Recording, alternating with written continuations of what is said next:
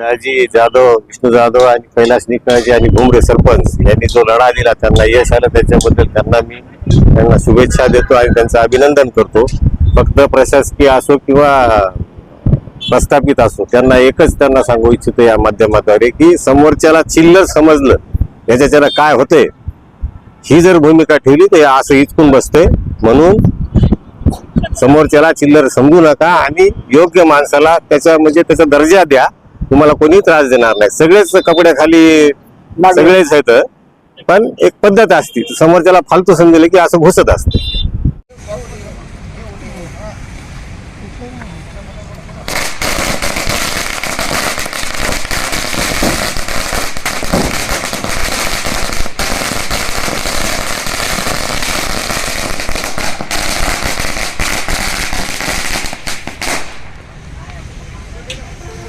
मी Kailas Nikalje, RPI Athawale पक्षाचा कामगार आघाडीचा मराठवाडा अध्यक्ष या नात्याने वसमतच्या तहसीलदार श्रीमती शारदा नारायणराव दळवी यांचा या ठिकाणी जेव्हापासून रुजू झाल्या तेव्हापासून त्या मॅटमध्ये त्यांनी या पदासाठी अपील केलं होतं. त्या मॅटच्या एक्सटेन्शनवर आतापर्यंत टिकून होत्या.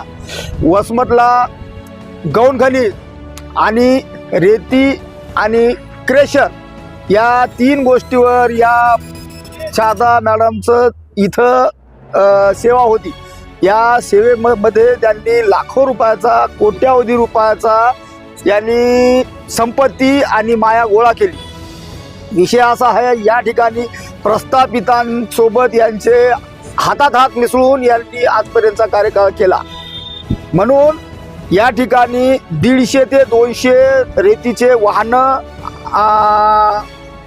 वीटभट्टी या सगळ्या मुरूम या सगळ्या गोष्टीवर त्यांनी माया गोळा केली. म्हणून आम्ही त्यांच्या विरोधामध्ये मंत्रालयामध्ये महसूल मंत्री बावनकुळे साहेब यांच्याकडे त्यांची रितसर तक्रार करून पुरावे देऊन आम्ही त्यांच्यावर चौकशी लावली. चौकशीमध्ये त्या दोषी ठरल्या.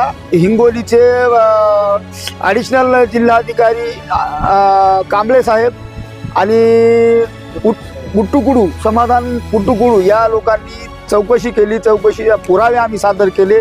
त्या अनुषंगाने सेवेचा गैरफायदा घेतला या धर्तीवर सेवा अधिनियमामध्ये त्यांची शासनाने निलंबनाची कारवाई केली. आमची तर अशी तक्रार होती की त्यांना बडतर्फ करावं, परंतु त्यांना निलंबित केलं.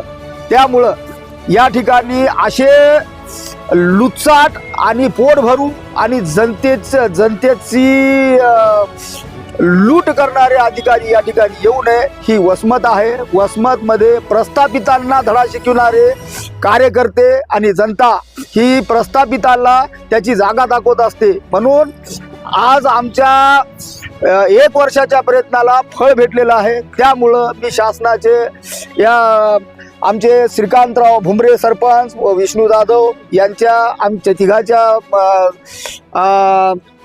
प्रयत्नाला यश मिळालं. आणि त्यातल्या त्यात दुसरी गोष्ट अशी की गिरगावच्या आमचे माजी जिल्हा परिषद सदस्य रवी पाटील नादरे यांनी पण त्या नॅशनल हायवेच्या रस्त्यामध्ये त्यांनी खूप मोठा मुरूम आणि गौण खनिजाचा खूप मोठा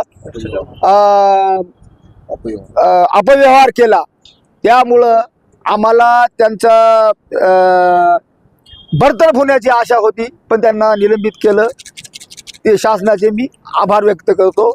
जय भीम. आज वसमत तहसीलदार याला बडतर्फ करून शासनानं कार्य केलं त्याबद्दल शासनाचं अभिनंदन करतो मी पहिल्यांदा. व तसेच माझे मित्र विष्णू जाधव, कैलास निकाळजे दादा आणि आम्ही तिघांना मागील 1.5 वर्षापासून या तहसीलदार बाईचा पाठपुरावा करून गौण खनिज अवैधरित्या कमवलेली माया या संदर्भात वारंवार तक्रार देऊन मंत्रालयापर्यंत घेऊन गेलो. त्याला आज यश भेटलेलं आहे आम्हाला. आणि विशेष म्हणजे वसमत तहसीलदार एवढा मुज्जर होता वसमतचा आपल्या की सामान्य माणसाला सुद्धा रगेल भाषेत बोलत होता. दरवाजाचे गेट लावलेले आहेत, लंगडे माणसाला जायला रस्ता नाही. व्हिडिओ टाकू तुमचाच पत्रकार बांधव एक व्हिडिओ टाकून थकला, त्याच्यावर काहीच कारवाई नाही झाली. ती अपंग बाई आज सुद्धा येते इतकी मुज्जर तहसीलदार आहे. शाळेतले विद्यार्थी या रस्त्याने जातात, खड्डे पाडले, गोरगरीब इथं पोट भरतात, त्याला उठवायली कारण तिला हप्ते घ्यायला अवघड जावं लागले गोरगरिबामुळे. आणि सामान्य कार्यकर्ते जातात समाजाच्या हितासाठी तिला बोलायसाठी, त्याला अरे रावे भाषेत बोलती, रगेलीत बोलते, तू जाय बाहेर. सामान्य माणसाला होते त्याला बोलायला वेळ नाही. अवैध गोन खरीज करणाऱ्या लोकाला पैसे घेण्यासाठी अर्धा तास देते कॅबिन. वाटलं ते फुटेज चेक करा.